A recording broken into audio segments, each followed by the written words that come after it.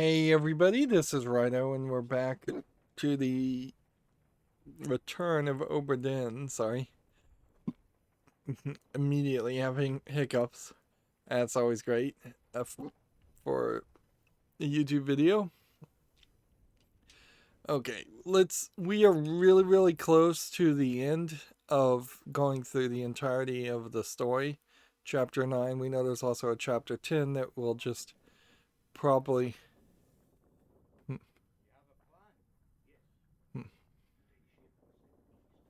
hmm, hmm,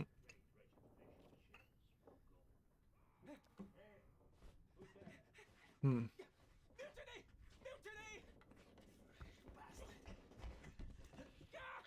So, like, in the voice, you don't have a clue who these people are, but we have a limited number of people we could guess as far as who is who. Actually, now when I look at this, I think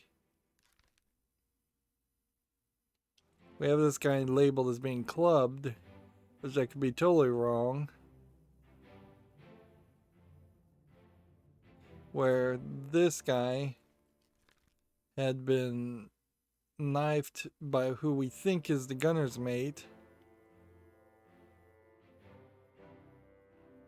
Alright, so do we know who this person is? He's got to be John Davies. So, third mate was shot with a gun by the fourth mate, John Davies. At least that's the thought. So it was the fourth mate and the third mate that apparently got in a scuffle after this guy had been stabbed.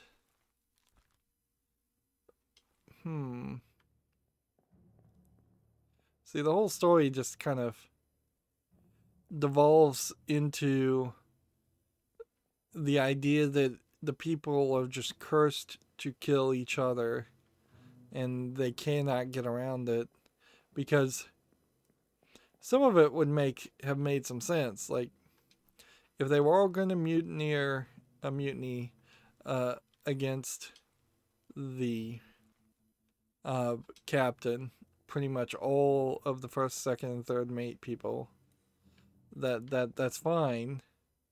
But then they also kind of turn against each other, and we're really guessing here that that's that guy.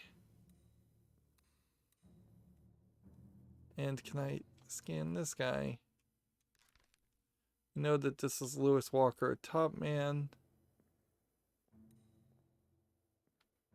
So, are we supposed to say this guy was not shot with a gun and that's not what killed him, but instead he was thrown overboard?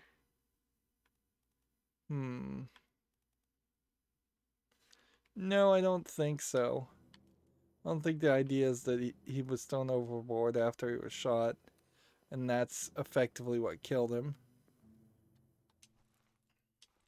But you can see after the end of this escape sequence, it has just boiled down to there's barely anybody left on the ship. And at a certain point, it feels like the captain should have brought everybody together and said, "Yeah, we're gonna have to abandon our mission and sail home." And there's far too few people really here to maintain a ship of this size. Yeah, I would imagine in a situation like this, you'd find a port, either a friendly port of England that would help you send more people from the East India Company to reman the ship, or you would sell the ship and perhaps hire out the remainder of your crew as employees for another ship.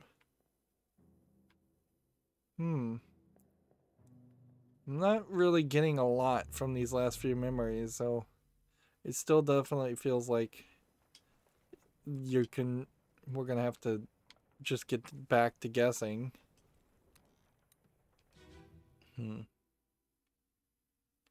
Part 5 of Escape. Hmm.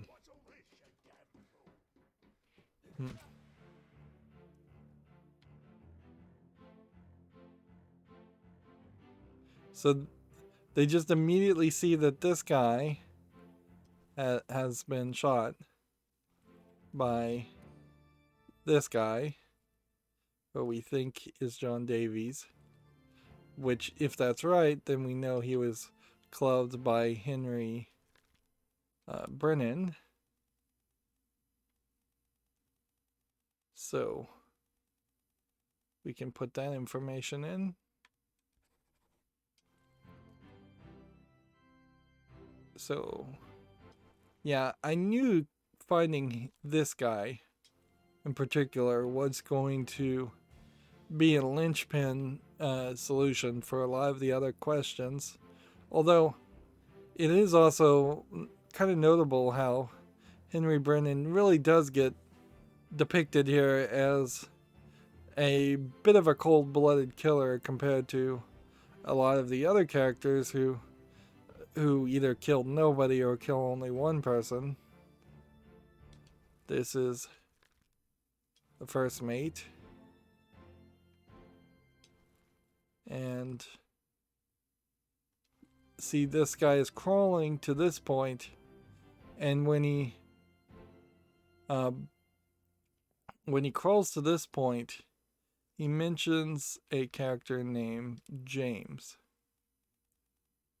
which James was like one of the stewards. So if we could go back and then look at this. James Wallace, surgeon's mate. No, I don't think that was the James.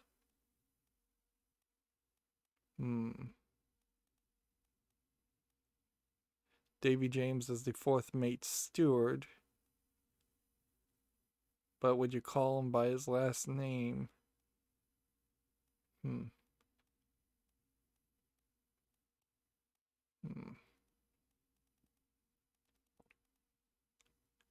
Do we have any other Jameses? Probably wouldn't hurt if there was 3 or 4 people with more standard 1807 names to them. Okay, well, fourth mate John Davies is an option. So I'm gonna guess that that's the fourth mate. We know who this guy is. Can we find anything else? No, we can't go up. And there's nothing to see over here. And we can't go down. A lot of these early memories, even though this is late chronologically, this was early in the order that we revealed the story. And a lot of them had smaller areas and fewer people to interact with. Alright, and then that puts me here. Which means the last place we want to check is in here. It's weird to see blood stains on the ground, but then to also see just like flies and corpses. It does feel like some kind of creature came in and ate all the flesh off of everybody.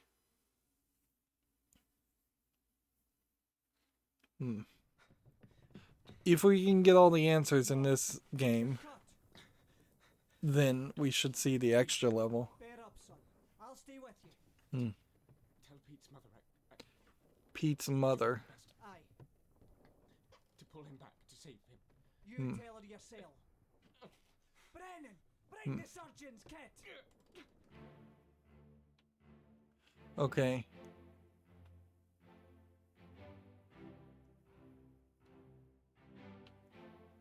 So let's. It wasn't James that was mentioned, it was Pete. And that doesn't mean that Pete's mother is here on the ship. It just means that somebody died somewhere.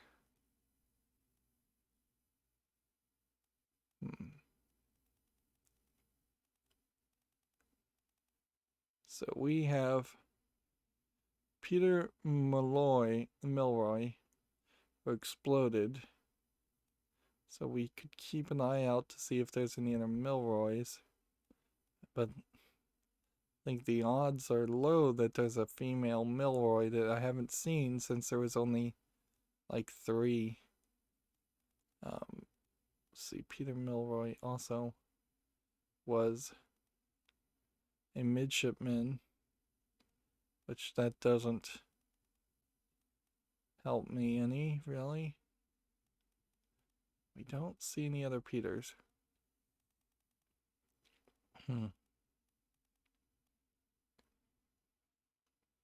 So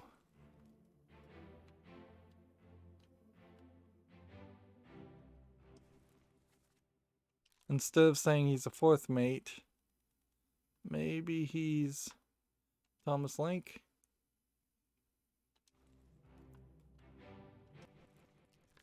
We know this is William Hoscott, and he's the 1st mate.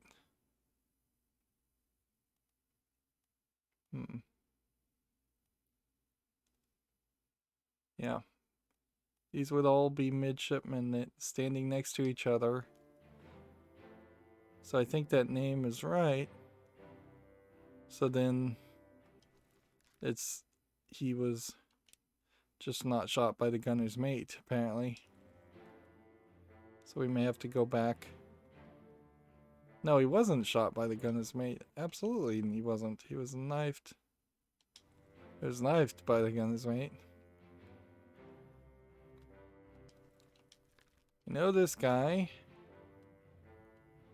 We definitely know this guy.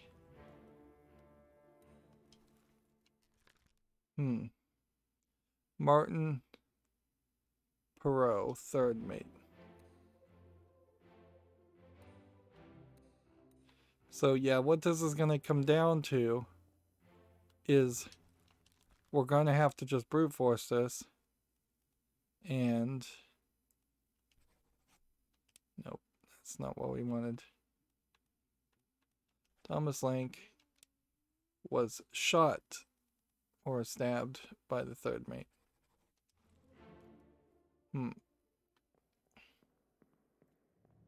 See, my hope here is that's right.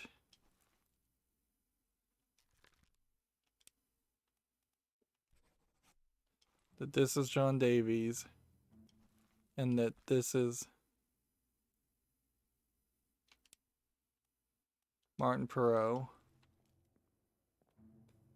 and that he then stabbed this guy, and that this guy is Thomas Link, which I think we're fairly certain that has to be right. Like, he's the last midshipman. There's really only 2 more seamen and 2 more topmen, and then it's just a matter of like 3 of the officers. So if we're wrong about this, and this is actually the 3rd mate, and then this is actually the 4th mate who was shot by the 3rd mate,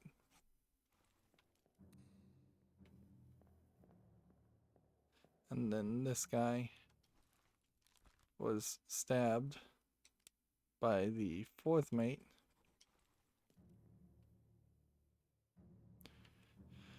Nope, we've still got something wrong here.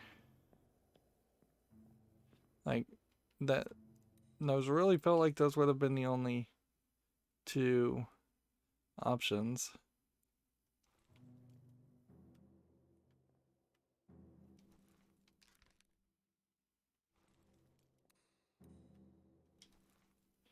Well, this is not a mate. That's the deal.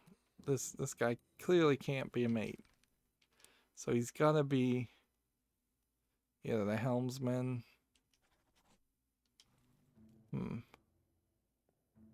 And or something else.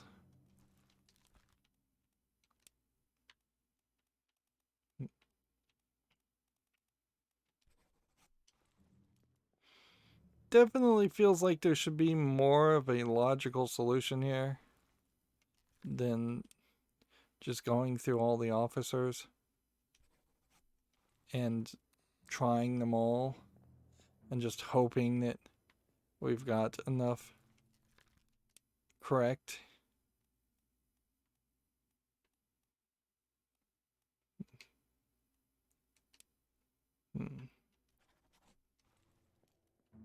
But honestly, I don't know how to get that information.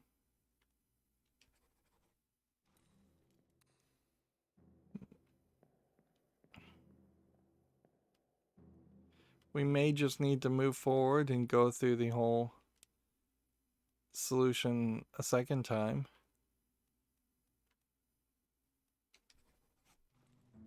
Yeah, we may just have to go through the whole story a second time to try and get the pieces that are still questionable.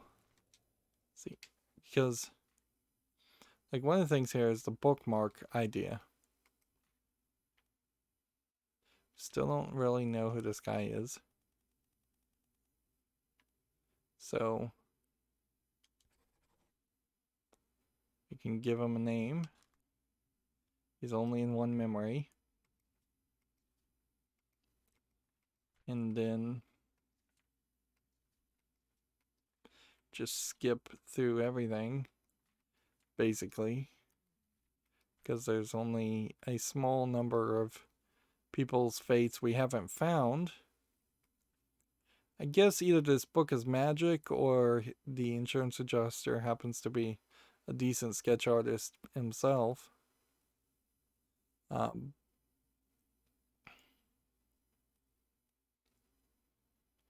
Do we know for certain that this is the captain's steward? That this isn't a Russian top man.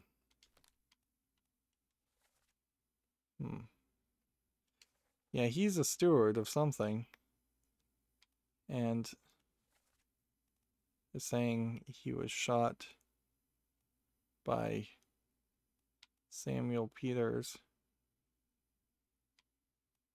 Which I don't see Samuel Peters. I think this guy is probably who we were labeling as Samuel Peters. And I think actually this guy might be Leonid Volkov. And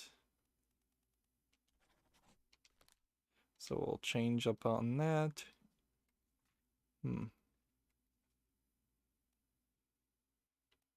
Still haven't figured out who this guy's supposed to be. Whether he's supposed to be Samuel Peters, I don't think, or Abram Akbar, or Leonard Volkov, or a midshipman. Like, at a certain level, I think we should probably just label somebody some name that hasn't been used until we decide to make some changes. This guy could be the gunner's mate, he could be the ship's steward. So who do we think he might be?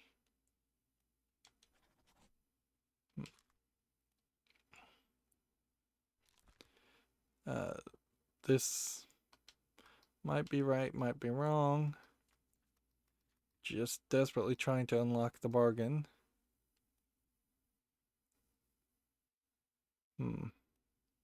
This is probably wrong.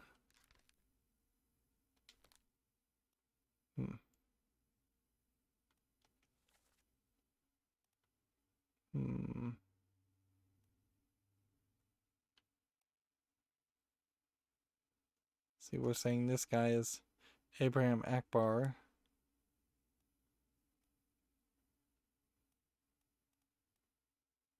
Where? I doubt that's the fourth mate. Does have a number 4 there, though. Do you think the game would be that obvious? It hasn't been that obvious anywhere else. That the artist jokingly drew the fourth mate showing his cards. We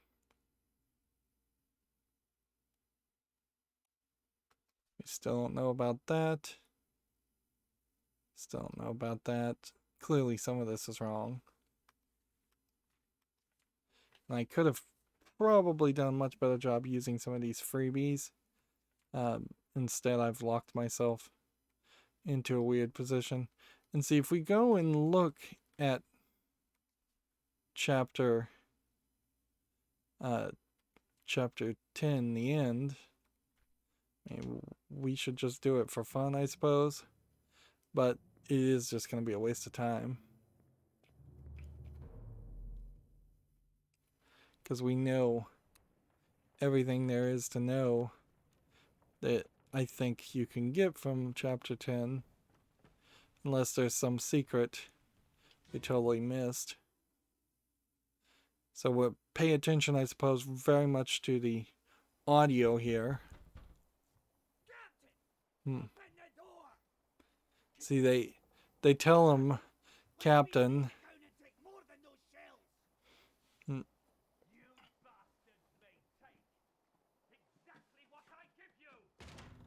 Now what's weird is you kind of don't hear the captain say much in the entire game. And you'd think there would just be a lot more to it. Really.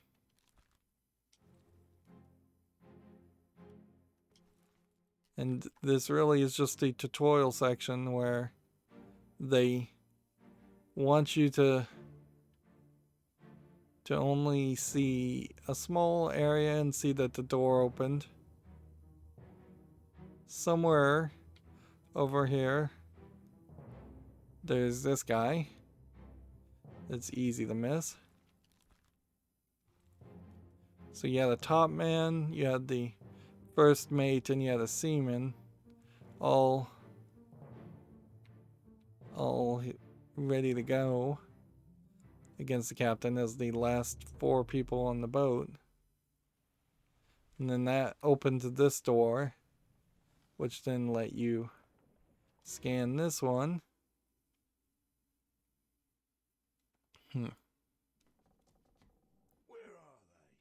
There's probably not enough of a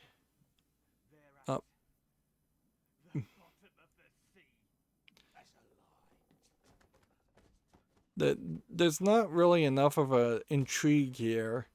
Like this whole final chapter is clearly designed to make you feel very much intrigued by what's going on, but it on the face of it really does just feel like it's a case of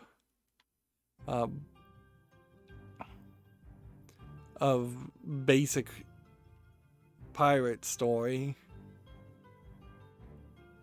where there could have been more hints.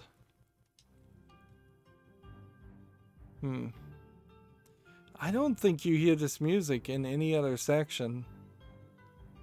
It's like for every little chapter, which there's probably about, I would say 60, slightly less than 60. I would say no, at least 40.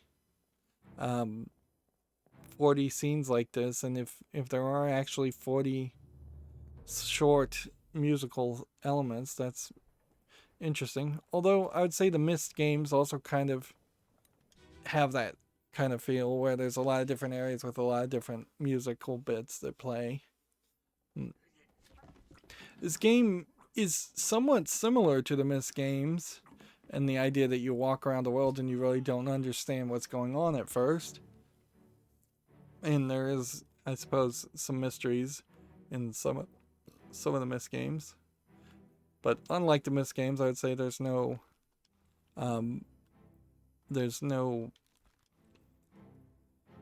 puzzles or just 3D model toys to play with, interactive elements. Everything here is incredibly stationary and stagnant. See, this guy was totally dead, so he didn't move, where it feels like you might have introduced the idea that he moved a little bit before he died. Alright, and then the last one. We're really just trying to listen to see if anything is said. They even want you to skip this point. My friend. I shot him dead. I'll be with you soon, my love.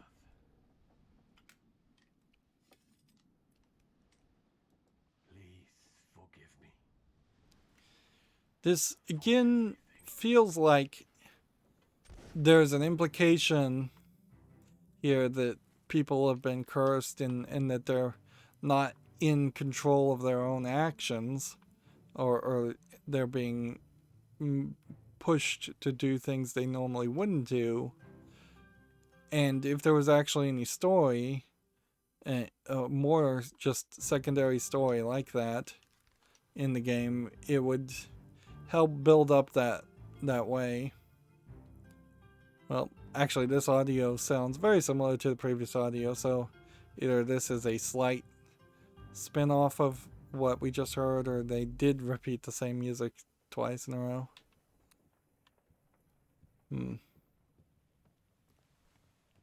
Okay.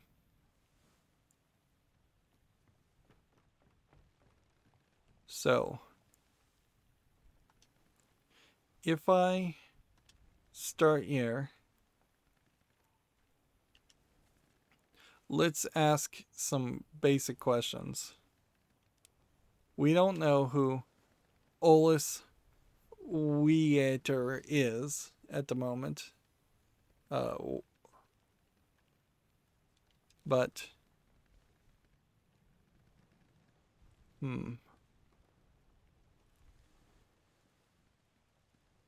everybody else has been kind of labeled.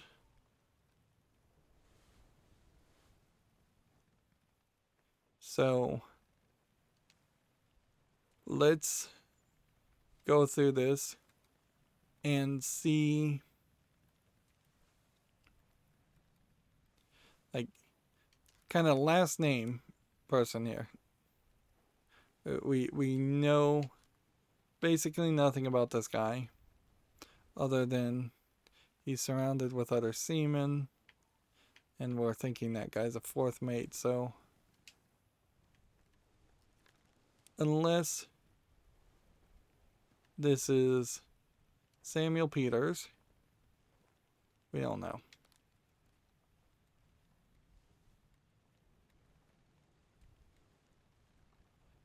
Ideally, we'd probably want to go through the memories of somebody and bookmark those memories.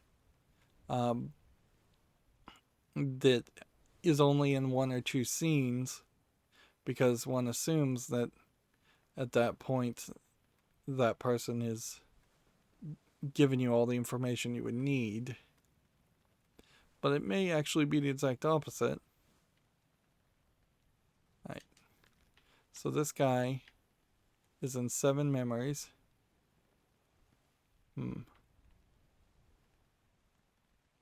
Show memories on deck map. So he's here.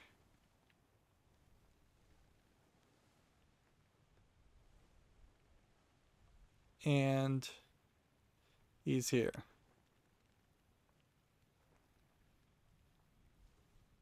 Or these are bookmarked memories.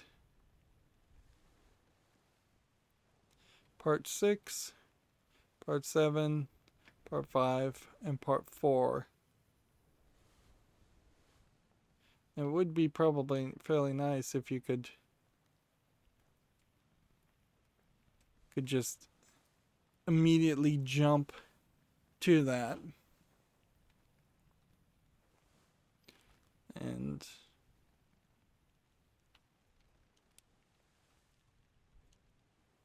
we can bookmark them. Depicted in underway. Yeah. We think he's the captain's steward. And we think he was shot by a person through the wall on accident. This guy.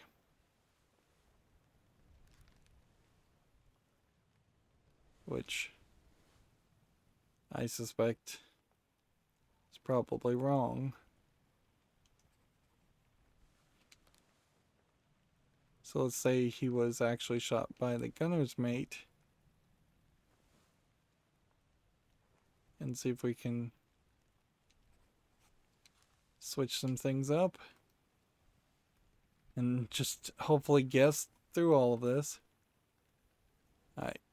Finley helmsman was crushed by a loose cannon. So we just know that, like, this guy should totally be easy to figure out.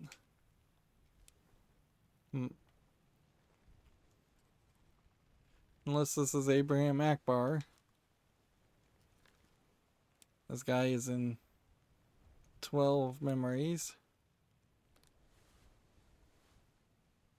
And we're just potentially bookmarking a whole bunch of memories that maybe will disappear or maybe won't if we get something right. 3 more correct answers would be super useful. Alright. Ship's steward depicted here. Oh, he's holding the helm. Oh man, that is crazy. The fact that the helm seemingly is this and it's just depicted in such a weird way. Finally.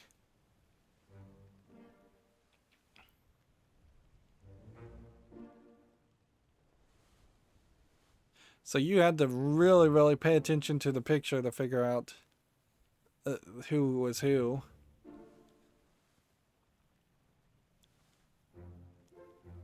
We're getting close.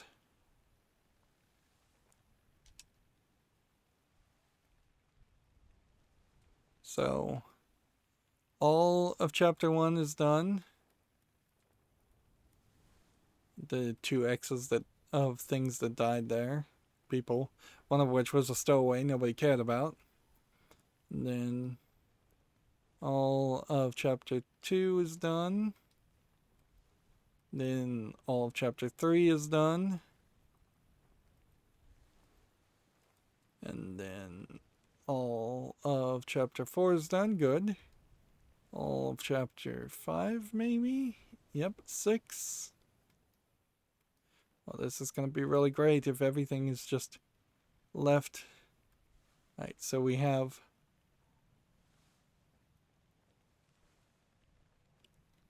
this guy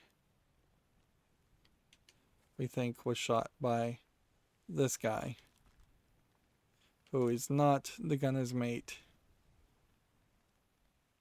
And apparently is not Leonard Volcom. I don't think he's...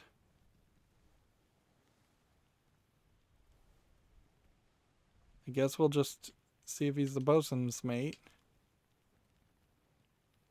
And if that's true, we'll then mark him as being shot by the bosun's mate.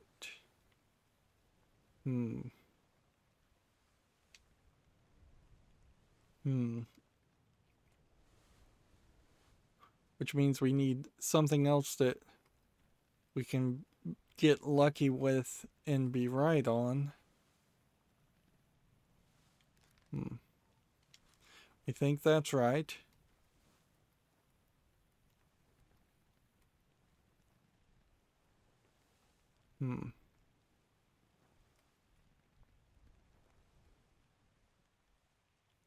Okay.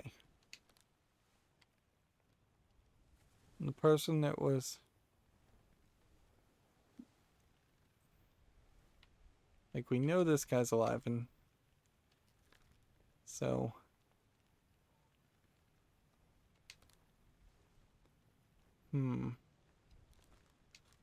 If this guy clubbed this guy can't be the third mate.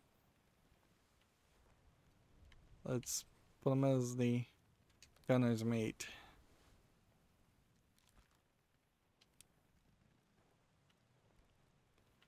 Let's put him as the third mate. We need to look and figure out if we can go specifically to this memory and maybe mark this on the gun deck.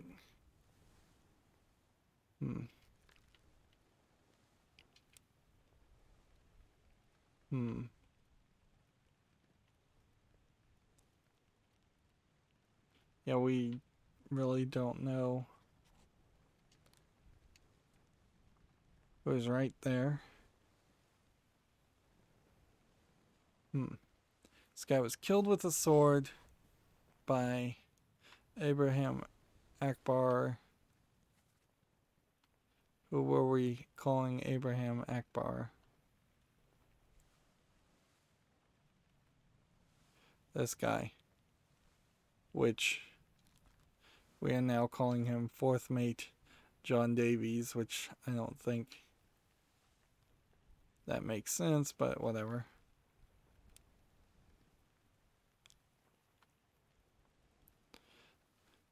Abraham Akbar makes a lot more sense to me, but I'm willing to try pretty much anything here.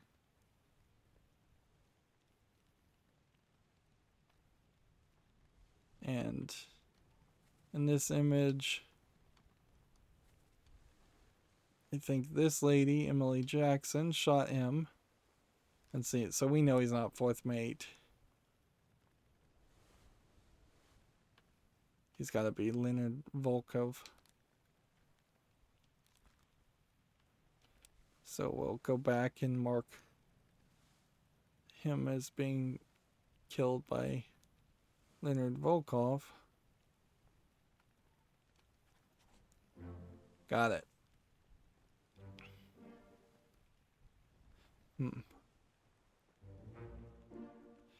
That's the bosun's mate. That was pretty much an impossible one to figure out. There must have been some fact I missed, but that could have been true for pretty much all of the game. At any real point, there definitely could have been a case where I've missed hundreds and hundreds of clues. And so that means before we unlock the bargain section, there really are only 3 more murders and fates to figure out. Weirdly, if I recall correctly, I think you finish the book completely like this, and then you end up, Charles Minor, bosun's mate, shot this guy, unless I'm wrong. So this can't be the captain's steward. So it's got to be the ship's steward. So, yeah. I think you leave the ship once you have everything, and then you end up coming back to the ship to see the extra bargain chapter. You can see that there's some pages that are bookmarked in the book at the top to tell you some things, I suppose, but yeah, I don't know how you unbookmark things at this point, because 3 memories, there's somebody here in this memory that's been bookmarked, and I guess the general system and idea is just to ignore the fact that they're bookmarks and that they're indicators of being more bookmarks on left and right. Also kind of weird still that the left and right stick and the D-pad don't really do things that would be useful.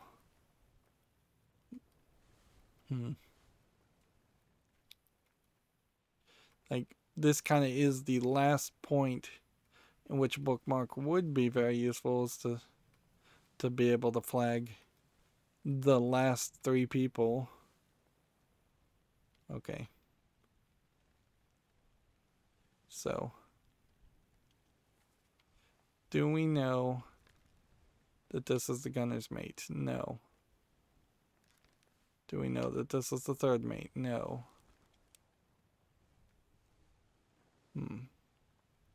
So I'm going to say this is Martin Perot, the 3rd mate.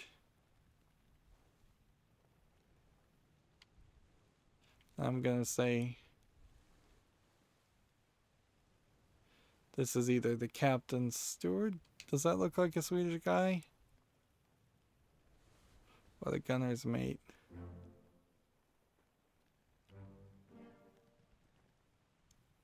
Two more fates correct, instead of 1 being correct, or 3 being correct. The game actually changed it for you. Interesting.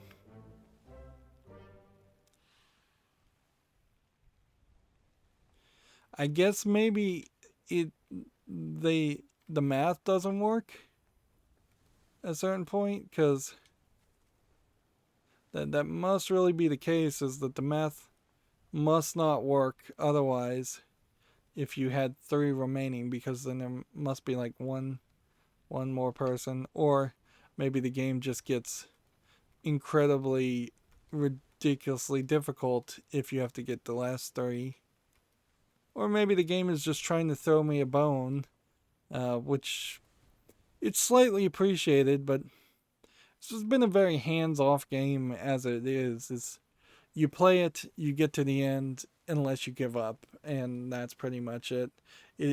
Lucas Pope does kind of feel like he is a bit of a all or nothing type personality, so you either play his way or you don't play at all. Kind of like the Seinfeld soup Nazi type character. I imagine he's somewhat like that with his games.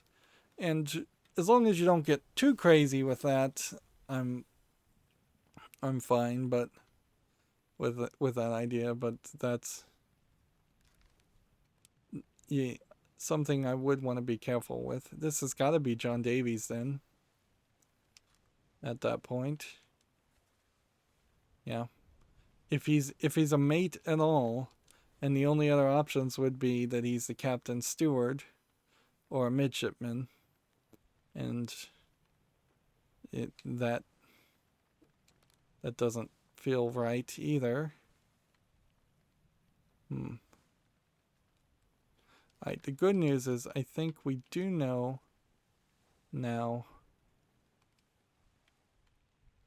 If we go over here, show memories, nope, not that one. Show Justice at Sea sketch.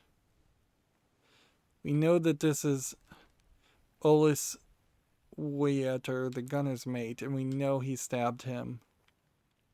So we can actually be certain of that solution.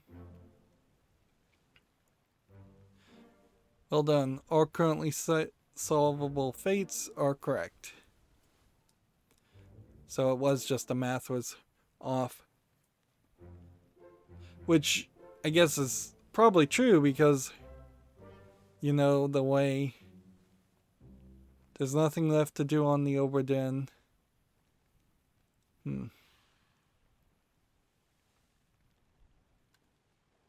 Yep. Yeah, it would have to be pretty much a multiple of 2. No, it really wouldn't, because the Kraken could have killed anybody to get an odd number of people dead. Although that might really affect your last couple of guesses. And again, if you were going to speedrun this game, this is all you kind of have to do. Except for, yeah, when you would have to know what the people look like. But that's pretty much it. Some of the ways these people died have multiple solutions. Fell overboard and drowned are pretty much synonymous in every instance. If we were to actually look at every single person here,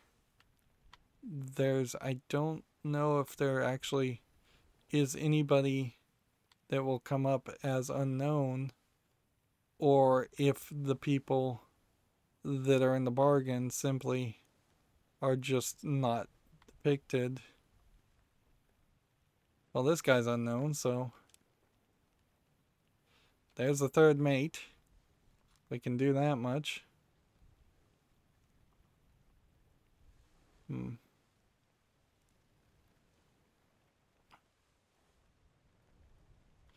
And yeah, we can at least put names to people, even if we don't know what their fate is. So at the end of the game, even if you've done everything right, you're still left with a couple of people. 3 memories. He was in the first memory on 40, and yet he's never shown dead. And this guy is in the first memory on 16, but he's never shown dead either. So there's uncertainty to those fates. But that's really not bad, particularly when you get back to the idea that a real insurance adjuster at this time would probably have just not gone through any of this effort and just written the whole thing off and paid off the claim and just be done with it, or refuse to pay all the claims. In modern times, you would probably call the events that occurred here all acts of God, and thus excluded by the insurance. And the game around insurance and in investigating insurance claims and insurance adjusting, if that's the right term to use, is kind of a weird one. This chapter will remain unknown until you leave the ship and return the book to me, H.E.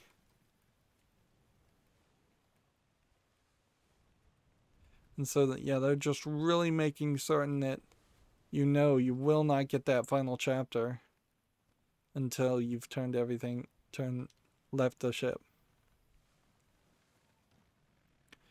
So, is there any real nostalgia here that I'd want to stick around and walk around the ship one more time and look all at the corpses and all the murder and death? No, I don't think so. I think we should probably just go a little long today and finish up the game. So you have to press A, the action button, to climb down. And I think at that point, that finishes it. I could have sworn at some point there was an option to make a...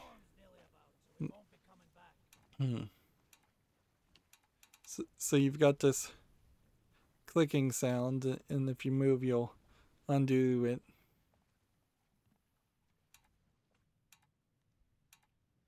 Two, three. It's closing, but it's not a spiral lens close. It's just a...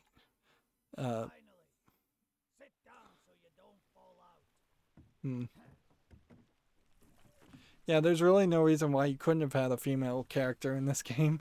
Your main character says one line of dialogue at the very beginning. And you don't interact directly with anybody, so there's nothing here. It's again very weird to see a solid green screen instead of just like a solid black screen.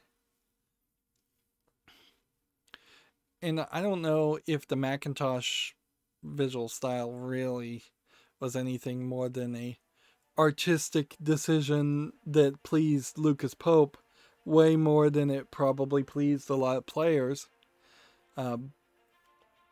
You don't see a lot of games like this, and typically when I do see a game that looks like this, it's something trying to evoke the nostalgia for Game Boy games, and then the games themselves tend to be lacking. So we have a symbol here for EVIC 1807, the Honorable East India Company. So insurance assessment for the good ship Obra Dinn, victim of calamitous events at sea, prepared by the company officer of investigation. And here it's telling me to hit the right bump to turn the page. The ship itself was damaged in a squall Atlantic, sunk in the storm of Falmouth. Payout claimed for £20,000. So the ship sunk after we got left. The cargo, all cargo was lost. The payout comes out for £5,000. Now this is 1807, so that's probably a large amount of money. The cargo owned by the Crown was lost. So versus the East Indian Company, so they get £3,000, which I guess that means that the English Crown was also getting a cut on that shipment. Let's see. Captain Robert Whittered had a fate of suicide by gun, criminal findings of murder of four crewmates. So it says state is forfeited to the Crown. And see, this is really where the insurance company and the Crown are going to run a nice little con here. No criminal proceedings or even civil proceedings here. The insurance company is just saying, nope, we're giving everything. We're taking everything from the whatever remaining family the captain has and giving it to the Crown. The first mate was shot by gun by the captain. He was attempted mutiny. He attempted a mutiny, so his estate is fined £25. Again, how an insurance company finds people, I don't know. This sounds like a big old scam to me. Then the second mate was shot by C-Tan. They should not have abbreviated the names here. In fact, they should have expanded on their names and put the positions of the people who shot them. He was found to have murdered a crewmate of 2 and attempted mutiny and theft of cargo. So his estate is fined £100. Martin Perot is unknown. Findings of merit, extraordinary valor, exceptional performance of duties, estate awarded, and outstanding wages and reward of £90. So apparently these people were working for very little money, like £90 for what was probably a 6-month trip minimum, sounds like nothing, even in 1807 time. And I don't know what Martin Perot, the third mate, really did, because we weren't really paying a lot of attention to people who weren't killed.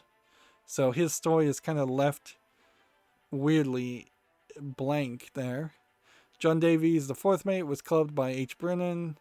He was a murder of a crewmate, so he's fined $15, which one murder of a crewmate was $15 for him. But wait a minute, let's go back. Murder of 2 crewmates and some other things was 100 fines. Interesting. I wonder if these numbers turn out to be bunk and don't even make sense in general. Like, if one murder is a fine of £15, then 2 murders alone should be £30. Alfred Cleestill, the bosun, was torn about. He had exceptional performance of duties. The state awarded outstanding wages and a reward of 70. So the bosun was getting less money than the third mate, which makes sense. Here we have Charles Minor, the bosun's mate, fell overboard. He murdered a crewmate. The estate is unknown, so they're expensing £15 for Charles Minor, since they can't find somebody to fine.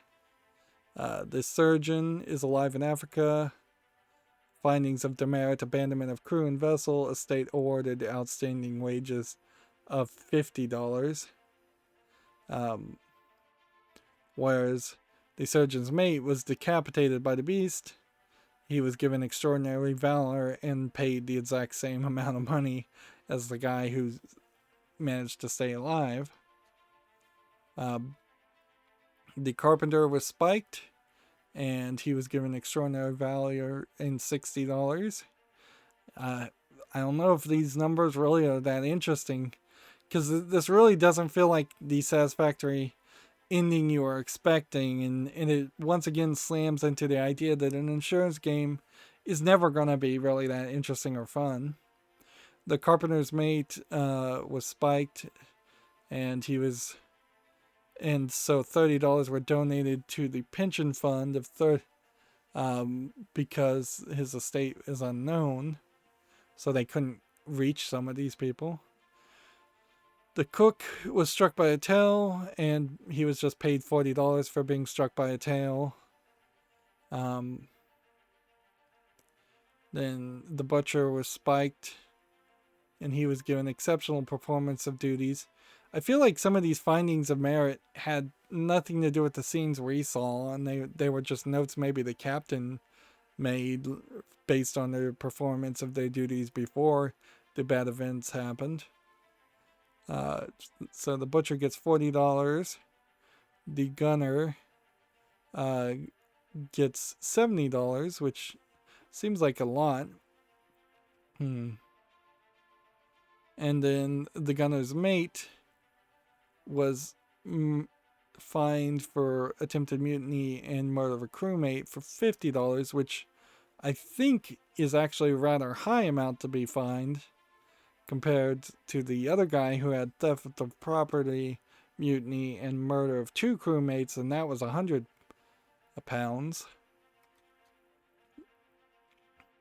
But you know all of this is right, so you would have had to have been a very bad player of this game and just given up if you weren't going to get this ending. So if there is a worse ending than this, it would just be like unknown, you were wrong, your findings were wrong.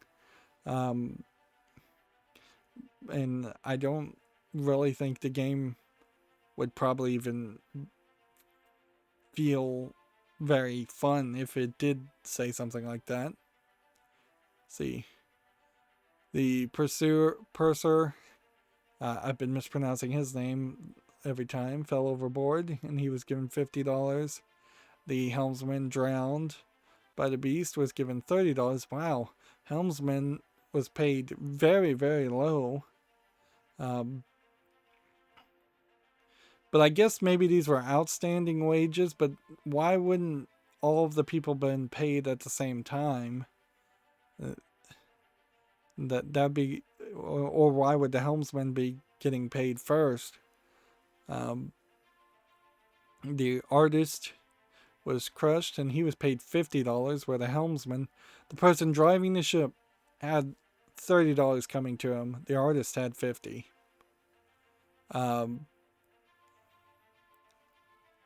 Abigail Hoscott Witterer, passenger, the wife of the captain, was crushed by rigging, and no claim was made because I guess she didn't have any other family to make a claim.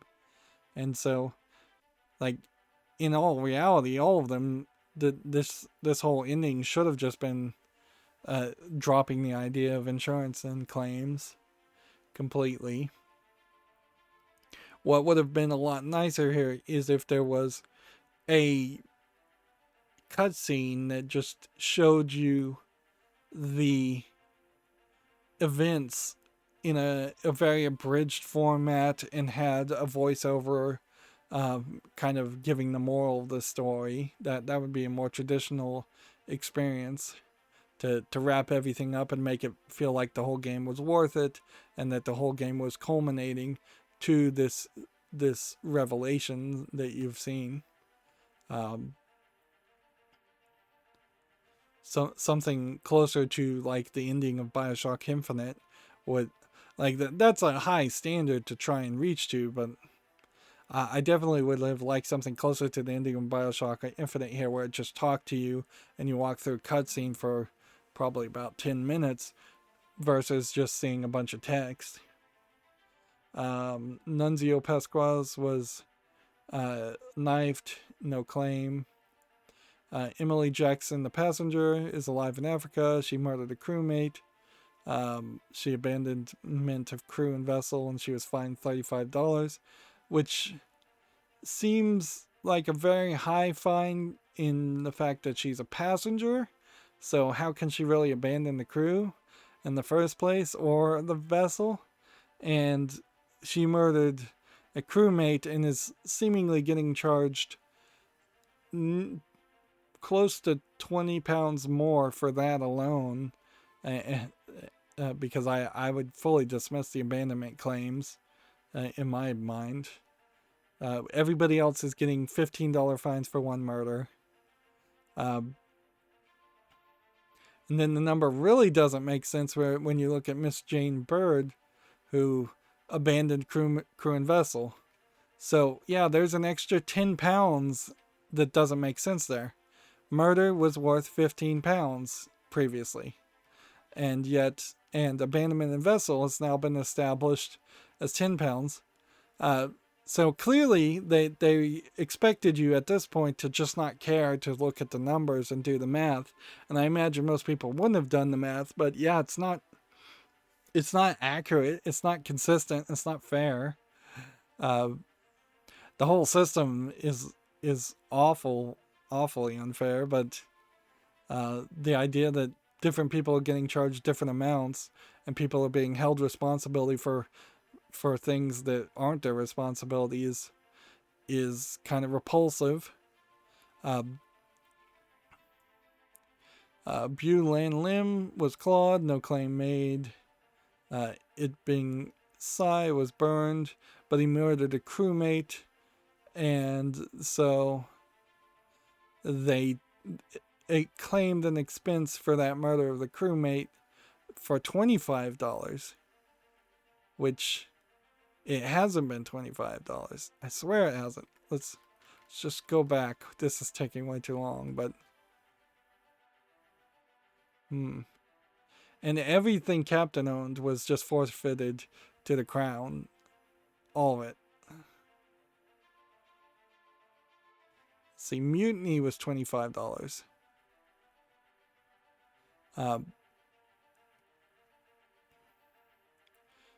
Let's see. Murder of a crewmate was $15. See, John Davies, fourth mate.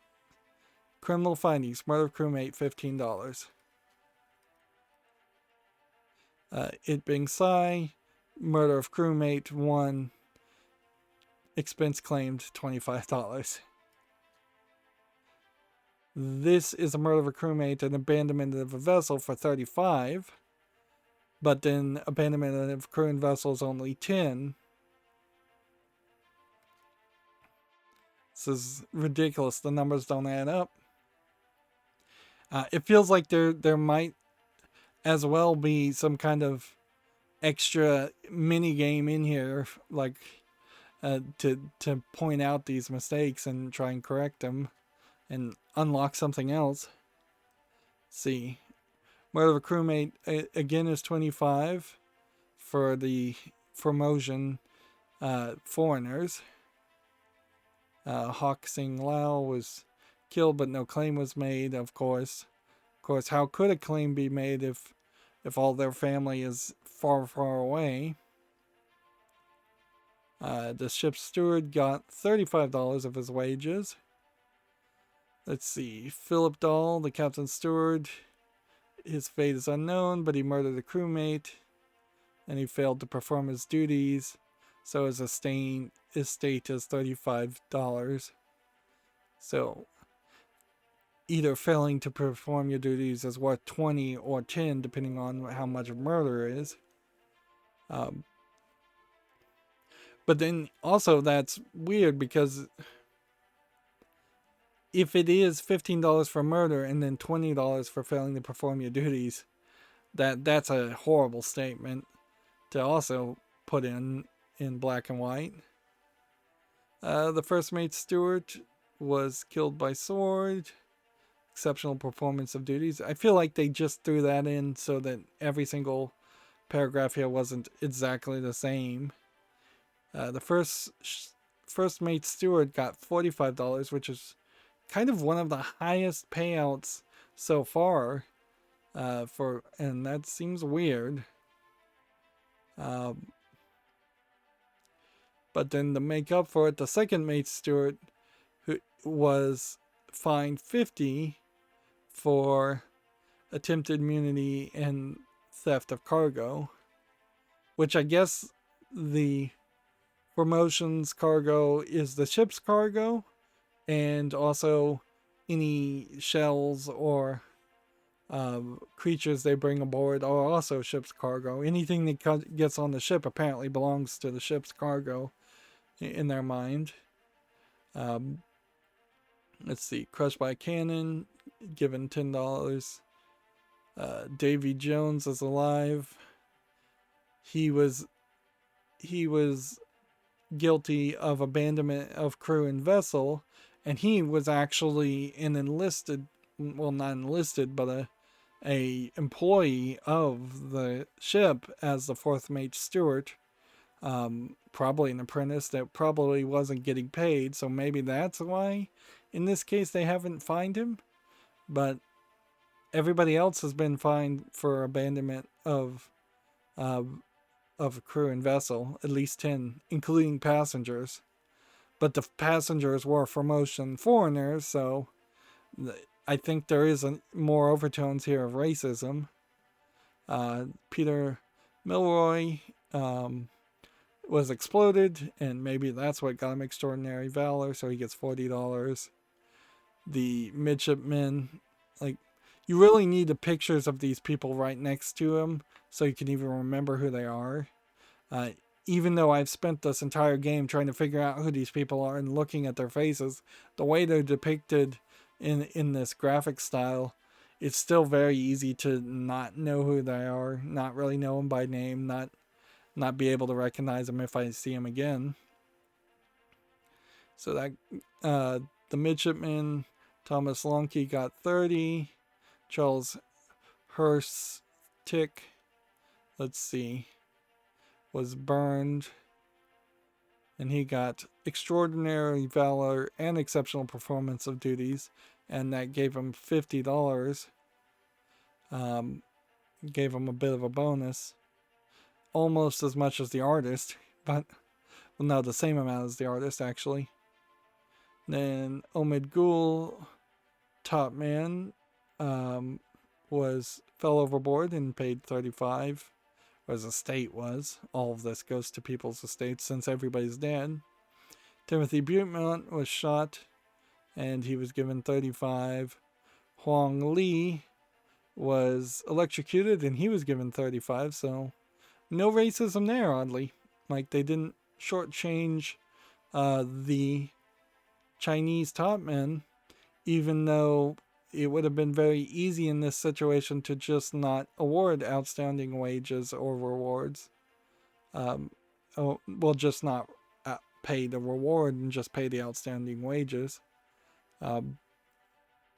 Ji Zhong was decapitated, and he was given $35 too. But then they make up a lot of that money by fining Li Hong $50 for attempted mutiny and theft of cargo.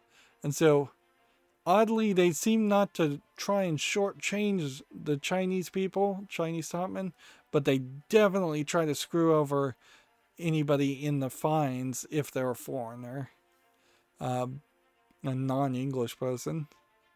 And I'm not sure if that's going to also apply to like the Danish people and more European people, or if it's just going to apply to typically non-white people. Wee Lee fell overboard. He was given $45, which kind of leaves some inconsistency, certainly amongst the top men.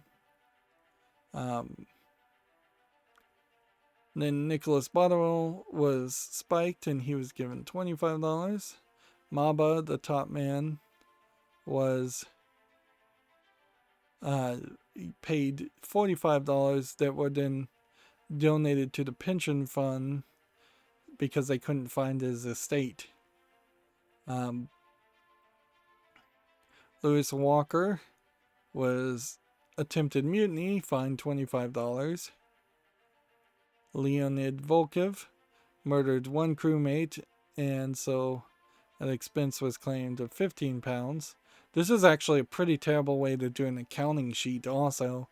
You would usually have like a profits losses column, and those columns would have like a running subtotal, and it would all be nice and orderly. The idea that an expense could be in the paragraph under the descriptive section on the left makes for a lot of opportunity for things to be overlooked and missed when you actually have to add up all of this stuff. But maybe there's a different accounting sheet, and this is just more of a general sheet summary, and even if it is, it's still written pretty poorly. Let's see. Alakris Nicholson, attempted mutiny, theft of cargo, £50 fined.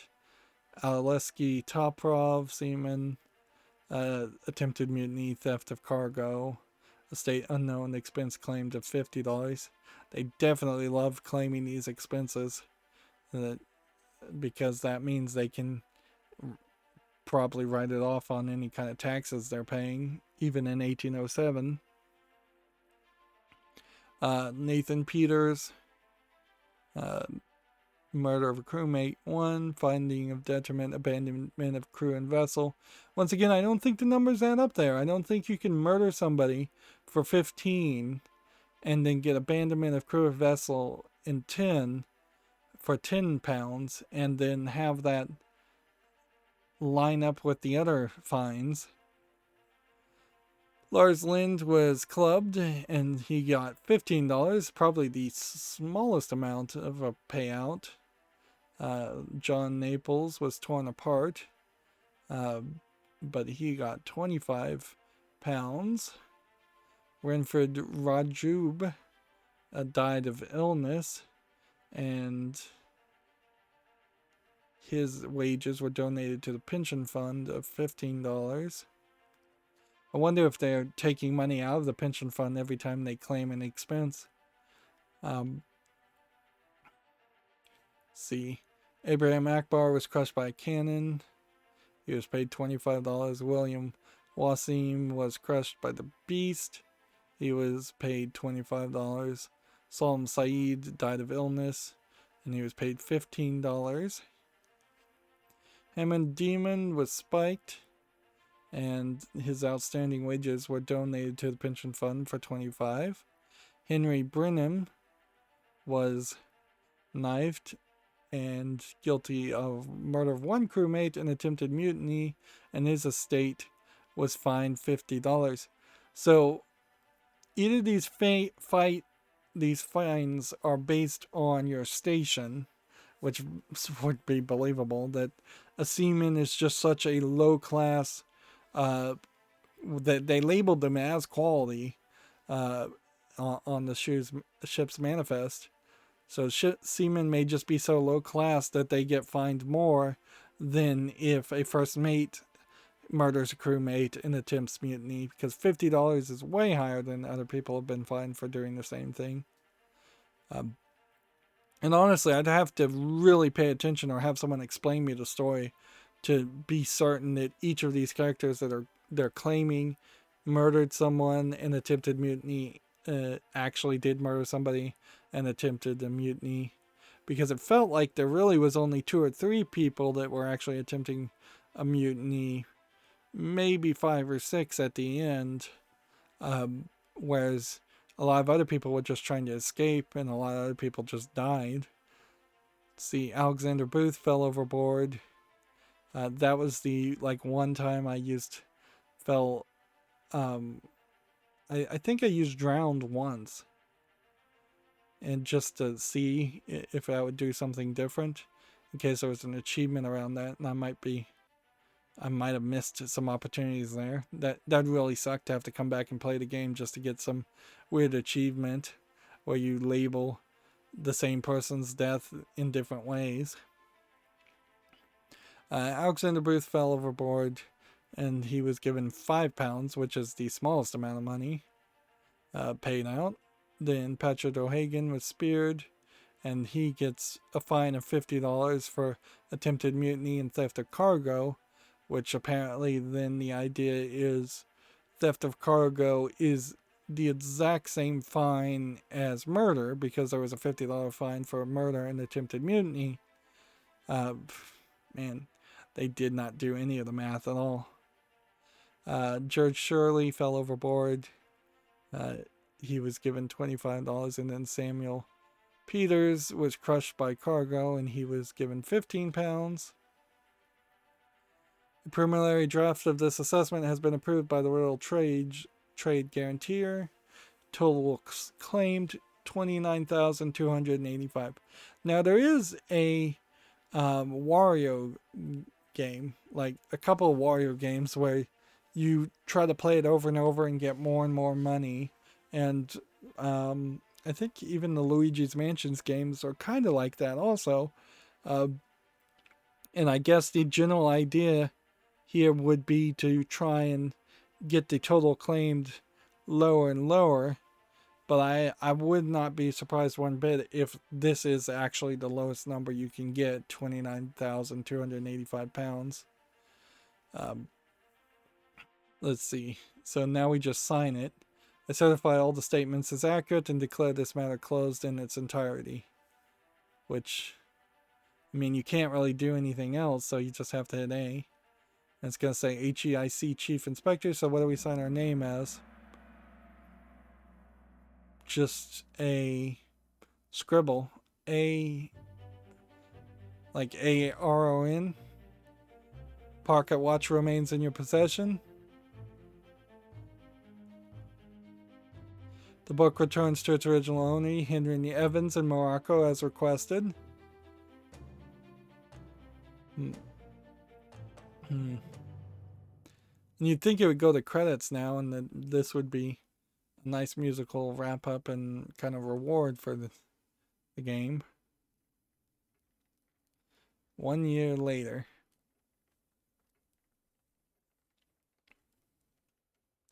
So here you have your library, and you're sitting at your desk drinking tea. So he modeled one more room.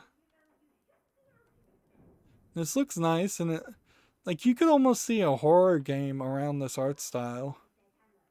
But it would have to be, if Lucas Pope was going to make a sequel to this game, it would pretty much have to be a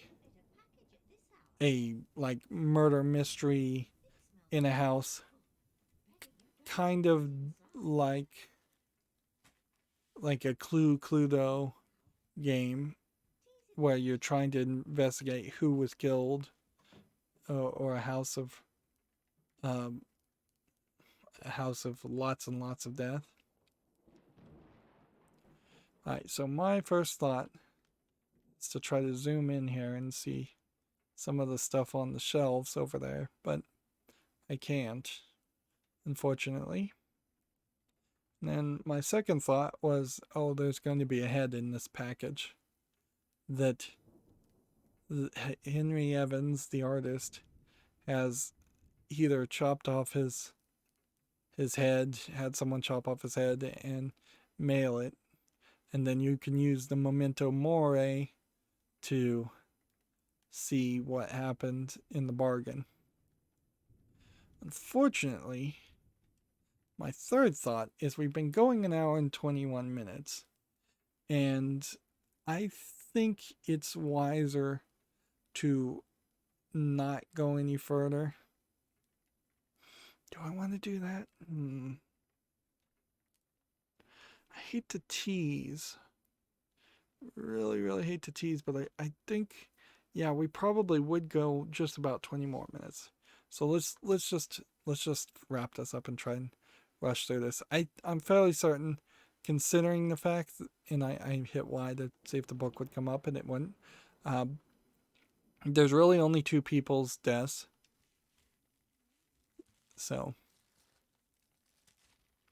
it could be not a head, it could just be somebody's hand or something.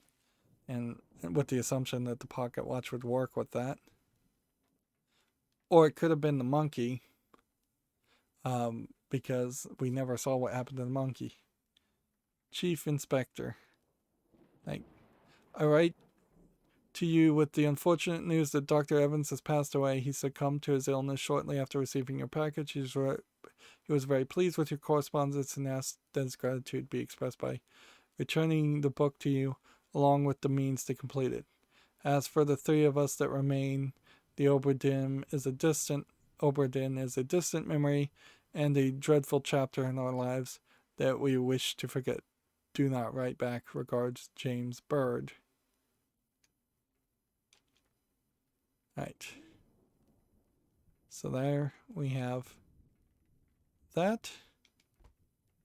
And here we have the book. The tale belongs to you now. Please finish it.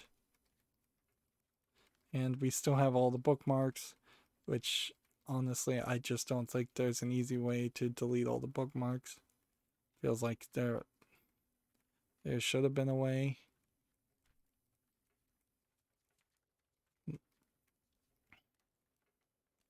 And now the final section is unlocked. And then here we have the letter again. There's nothing special about the letter. You can't bring open the book while you're reading the letter.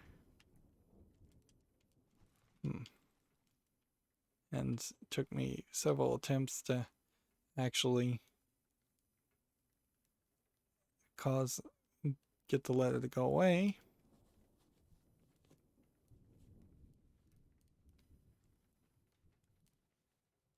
And so what do we have? A monkey paw, which is an interesting reference, certainly, to like getting wishes that then turn out to not be what you want them to be. It's either a monkey paw or a human hand. Take your pick. And so you can hear him pulling out the pocket watch, which honestly, I don't know if I'd want to keep the pocket watch. It does seem like it is something that either enjoys seeing death and showing the events of death, or gets powered up by death. So I'd pretty much call it a cursed object. But yeah, he still has it, and he's gonna pull it out.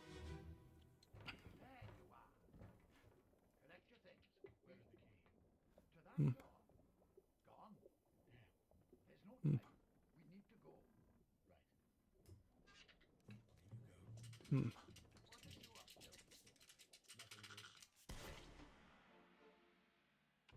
So,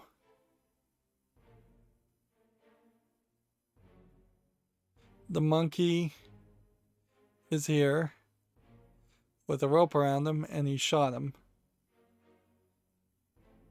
Now, is there a reason why he would have shot him? Frankly, that doesn't make sense. And so here we can bring up this guy and see that he has been spiked by the creatures. And we assume that the creatures are in there, the mermaids that they had captured. Yeah, I don't really know a point of killing the monkey though, because that does open the idea that the watch was something that people knew about, or that there are just a lot of watches like that.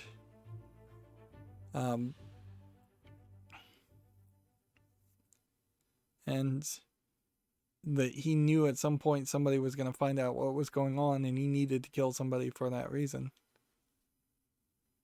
Well, remove all bookmarks. There we go.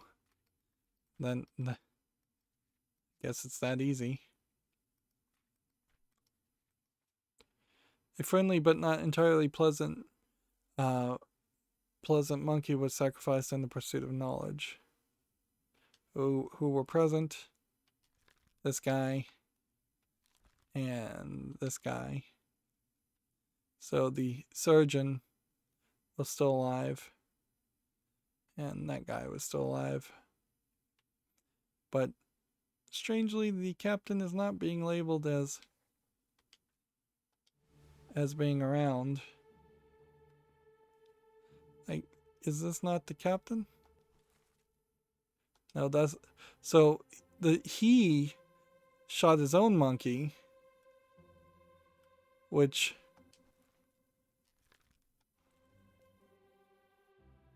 he must have known about the watch. He must have had the watch on him at all times, and maybe that's how he used his artistry. And here's the captain's steward, who seemingly is dead. Did he burn his hand? I think he burned his hand sticking it in the magic swirl there, which is a different treasure chest, by the way, than the one we saw before. And clearly this guy has been spiked to death.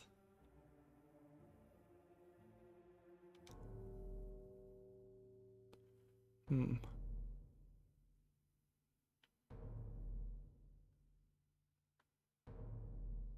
so where's the body? Because I can't leave this room. So it has to be this guy. A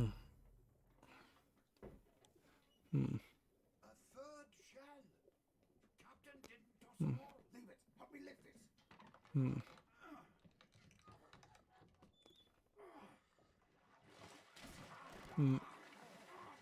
Stop! Why? Well, set you free. Give it the shell. Here. Do it. Hoist it out. To the main deck. Throw it over. Lock the door when you leave. Get the tail, boy. See, I don't know why you'd lock the door, per se. It's not like they turn into mermaids.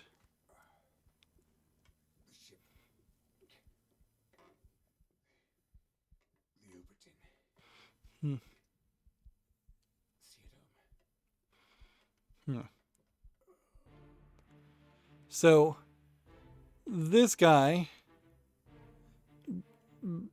or one of these guys,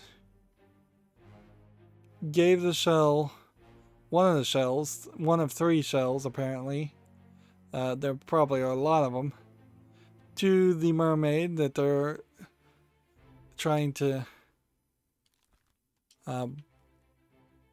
free, and they made a bargain with it, or they tried to make a bargain with it, that the Obra Dinn would come home, be seen home. And it did make its way home, but then it immediately sunk, so not much of a fulfillment of a bargain, really, after it sunk, and not really a great bargain in the first place for a effective ghost ship to make it back. So yeah, we know easily that he was spiked by a terrible beast. You can't walk any further here. So then the next question really would be, who are we going for? And see, we saw this glowing shell the whole time. And then here you have a dead mermaid.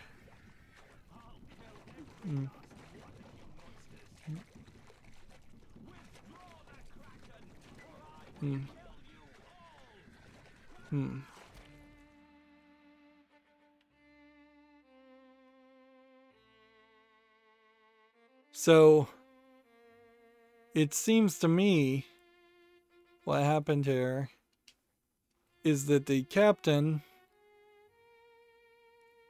here was killing the mermaid and not showing any compassion, and maybe that cursed the ship even more, although it felt like it was fairly cursed even at that point, so maybe the captain acted wisely. But he is definitely depicted at the beginning of the game as kind of the hero and the one in the right, and then at the end you're shown that he's kind of not the guy in the right, but there really is no good guy, really. The captured beast fought against its jailer, and it was speared for its trouble. And this is just then another beast that we're going back. And it seems like we're pretty much gonna just be in this one room. And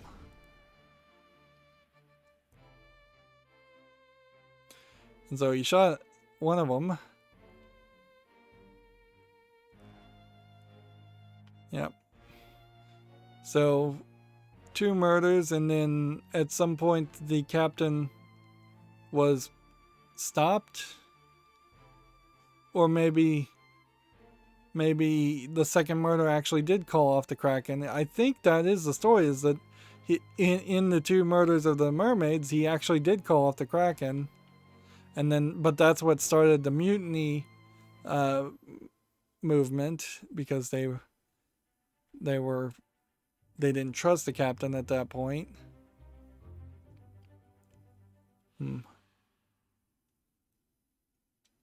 Yeah, this really feels like it's unnecessary stuff. See, if I was to go and look at the map, yeah, all of the bargain is just this one room. And it just doesn't feel like there's going to be a big twist here. And we're just doing one more chapter to kind of wrap up the story. But the revelation here is not particularly great.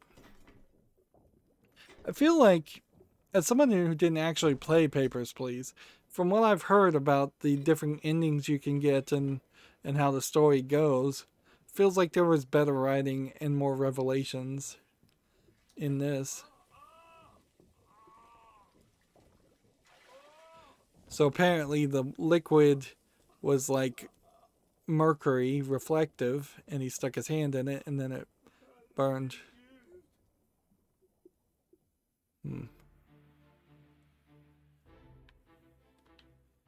And yeah, he stuck his hand in it, and maybe he managed to pull out the shell when he stuck his hand in it, but he burned off all the flesh on his hand and died. And then there's kind of nothing you can do here. You can look through the windows and see basically nothing. You can't walk through the door. So it's just sitting back and listening to the music. What you don't do, I think, in this story is ever find the shells or figure out what the point of the shells are. Or like hint at potentially a sequel where the shells might play a role. Like into the lazarette, we can now say he was burned to death. And that gave me an achievement. Well done, all fates are correct. And this is the biggest reward you're probably going to get in the whole game, is that, like, yeah, you put in probably around 10 to 12 hours of gameplay, did a lot of brute forcing, and you were able to get all the fates correct. Now you pretty much know the story, and there's no reason probably for you to ever play this game ever again. Even if there was a randomization here where the names changed and the positions changed, the pictures of people would have to stay the same. So it still would probably be fairly easy to speed run something like this and just put in all the answers very quickly, even if like the people depicted here were different. So for instance, if this was not Captain Robert Whittard but instead Captain William Hoscut, that would change it up a little bit as far as trying to read like a walkthrough off the internet, but you would still pretty much have to depict the captain as this person standing in this place. To take a game like this to the next level, you would have to have AI 3D models that were walking around and moving throughout the game, and you would be able to like load in different models and different textures of different people and have them in different places.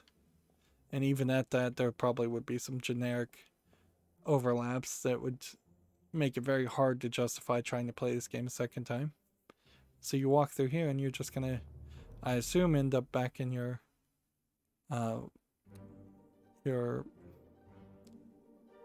study. Yeah, that's what these rooms are called.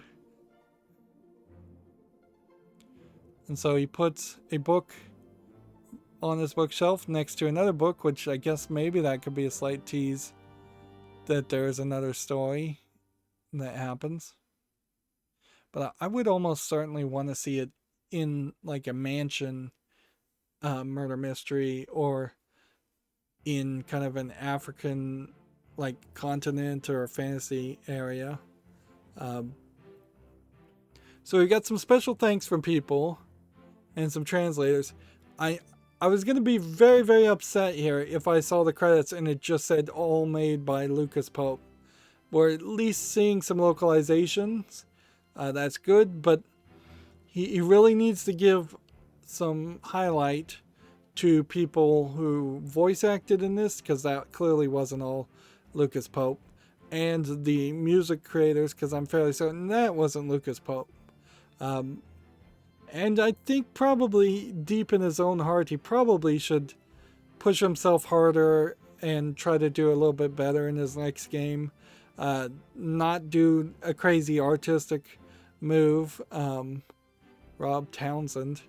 So yeah, we're going to get voice acting for each of the characters, which is nice with the pictures next to him. Or at least some of the characters. Like, the artistic style here should have been an option, not a default with the Macintosh. There should be more 3D modeling if this game is going to be 3D. There should be animation. There's basically none in this game, with the exception of the rain effect. And I think there should be a lot more writing. There was really no extra story that happened there. Wow, it seemed like it just skipped a person in the credits. I didn't hit any buttons or anything.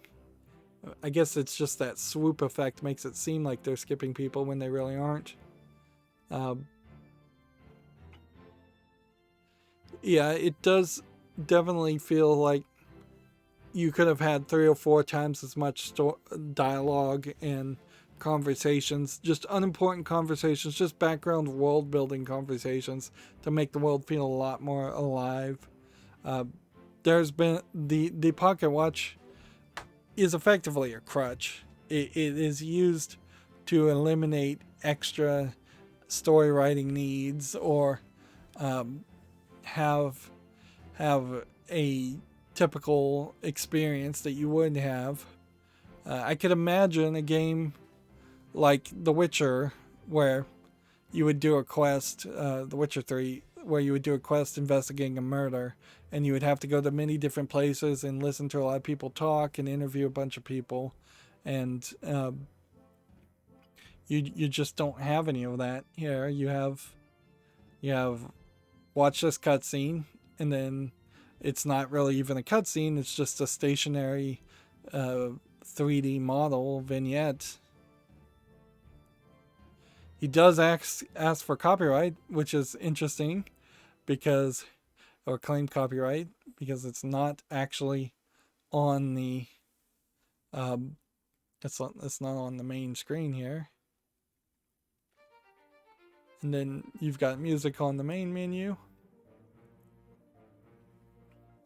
So according to this, I played for nearly 10 hours, and I'm definitely glad I only paid $10 for this. This being sold for $20 is asking too much, frankly. And you can rewind things if necessary. There might be an achievement I missed, so you can go back. So you can go back on the ship and just walk around there. But the only reason why you would ever need 3 slots here is if 3 very different people were playing. Well, that's going to be it for this series.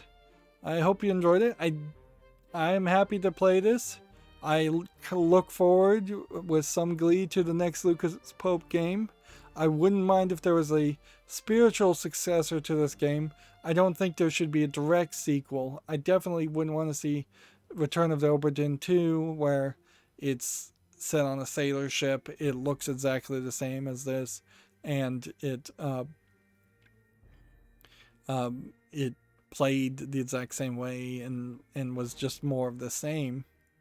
I will also say I started this series by saying I was fascinated from a programming aspect of the way this title screen looks, with the dots pixelating and the ocean moving. We don't actually ever see the ocean move like this in the game. The water is depicted very differently, and you never see any clouds in the background in the main game. You do see the moon, but that's pretty much it. And you do see the Obra Dinn, but yeah, this is a fairly deceptive title screen in the fact that it's not really showing you the way you actually play the game and look at it. The truth is, most of the time when you're playing the game, because it's just very thin straight lines, you get a lot of jagginess, as it's called, a lack of smoothing and over sharpening on the lines. Anyways, that's going to be it for this series. As always, I ask you to like, share, subscribe, comment, and watch every second of my videos. If you like my content, go over to my main YouTube channel. There's a playlist tab. I have a playlist for every game I've ever covered. Also, if you want to support me further, there's a link to Patreon, or you can friend me on Steam and get me a game off my wish list or gift me a gift card. Thank you for watching. Have a good evening.